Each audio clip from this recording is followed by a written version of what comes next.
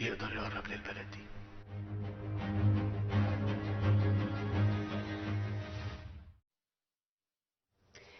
And for more on the Prime Minister, Dr. Mustafa Madbouly's press conference that we just witnessed, we have with us over the telephone Dr. Ayman Ghoneim, the economic and legal expert. Dr. Ayman, good afternoon to you, sir.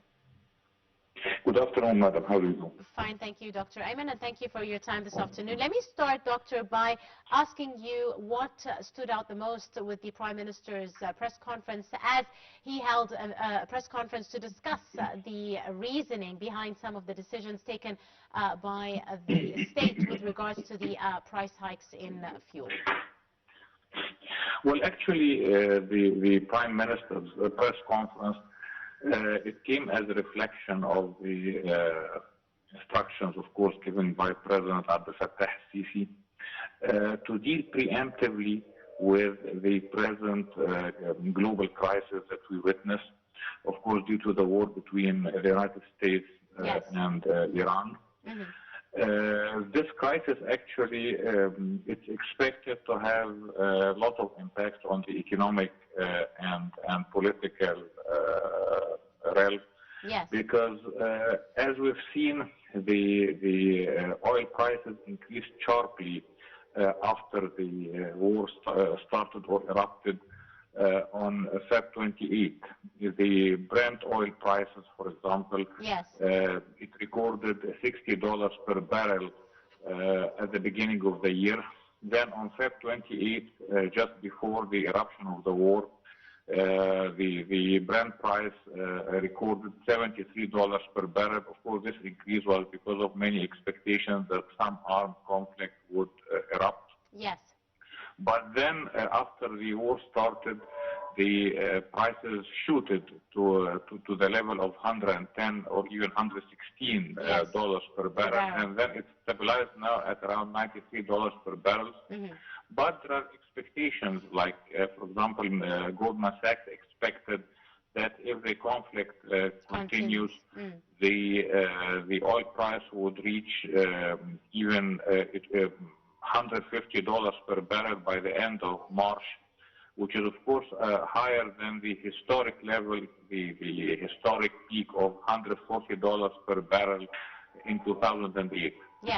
This, of course, would spur a wave of global inflation, and this is what many analysts and even global financial institutions like the IMF warn against, that there might be a wave of global inflation, coupled by, of course, global stagnation because of the severance of the trade routes and the severance of the supply chains. President Abdel Fattah al-Sisi, when he spoke at the breakfast banquet organized by the military academy a few days ago, he spoke about this effect, and he said that the Egyptian state, the Egyptian diplomacy tried during the previous few months to avoid such conflict and to convince all the parties to resort to negotiations and to peaceful solutions and to peaceful means for solving this conflict. But unfortunately, the conflict... Dr. Ayman, I'm just running out of time, so I want to try and cover a few issues with you. The Prime Minister spoke about, the need to take these preemptive measures to overcome the current situation in the region, and he said that most importantly, they did not want to have a situation where there were disruptions to the several production lines in Egypt, which will obviously affect the Egyptian economy. How important do you see this target of the state during this critical time? Well, of course, the goal of keeping the production lines moving and working is very important, of course, to keep the economy going and to keep the income generation ability of the economy intact and to avoid increasing unemployment in this critical situation. But also I would like to reiterate what the President spoke about regarding even resorting to the military judiciary, the military courts, regarding those people who, those people who manipulate the prices. And actually there are many legal tools for or that can be used by the executive authority to resort to the military judiciary. For example, the law number 136 for the year 2014 regarding securing the strategic sites in the country.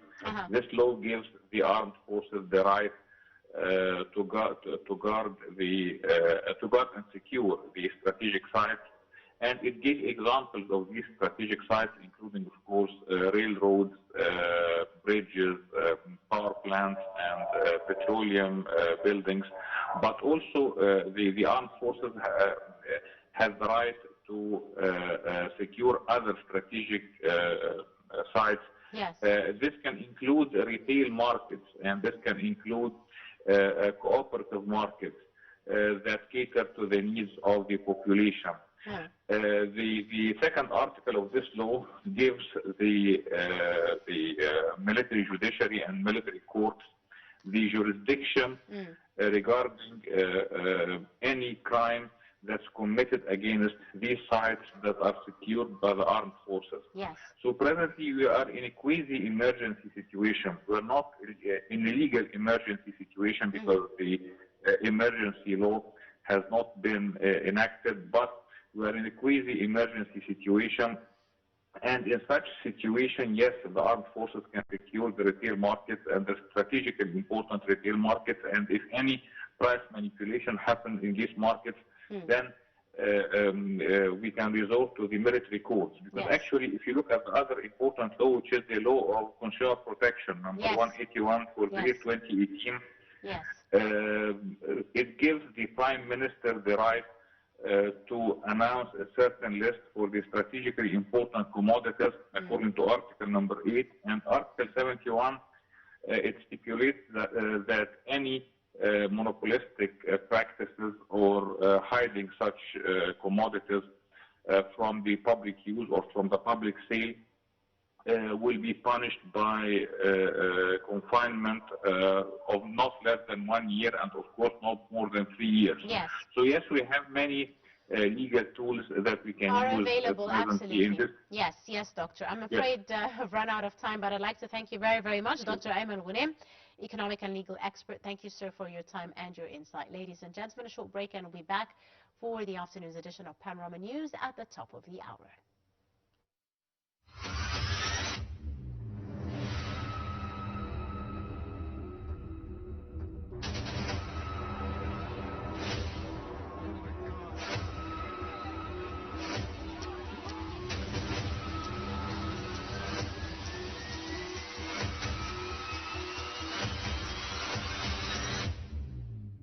International law and international humanitarian law must always be respected.